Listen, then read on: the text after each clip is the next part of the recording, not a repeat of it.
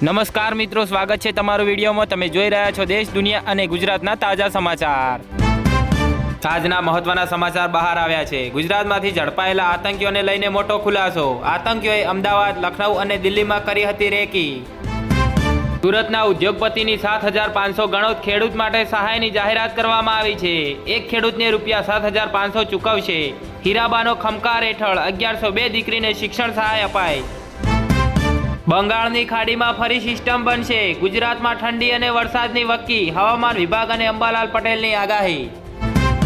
સરકાર દ્વારા હોલમાર્કિંગની મંજૂરીથી 9 કેરેટ સોનાની વિશ્વસનીયતામાં વધારો થયો છે। સૌથી મોટો ફાયદો દાગીના ઉદ્યોગ તરફ નવા ગ્રાહકોને આકર્ષવાનો થશે। નાફેડ દ્વારા મગફળીની ટેકાના ભાવે ખરીદી શરૂ થઈ। વિજાપુર એપીએમસીમાં 1,452.60 ભાવે પ્રારંભ।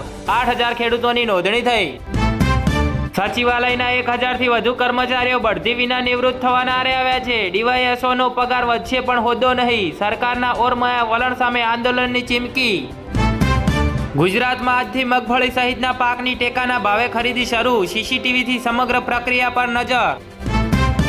સાવલીના મંકોડિયાપુરામાં કટિંગ વેળા પોલીસ ત્રાટકી। 18 લાખનો દારૂ મૂકી બુટલેગરો ફરાર થઈ ગયા।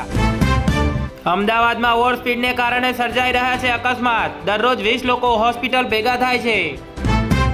ગાંધીનગર એસઓજીના પોલીસ કોન્સ્ટેબલે વતનમાં જીવન ટૂંકાવ્યું। આપઘાતનું કારણ અકબંધ। દર્દીઓને અસહ્ય પીડાથી રાહત મળે એ માટે સિવિલમાં કેન્સરના દર્દીઓને દર વર્ષે અફીણની 3.50 લાખ ગોળી અપાય છે। ગુજરાતમાં ફરી ઠંડીનો ચમકારો જોવા મળ્યો। 6 શહેરમાં 16 ડિગ્રીથી નીચું તાપમાન। વડોદરા 14 ડિગ્રી સાથે રાજ્યમાં ઠંડુગાર।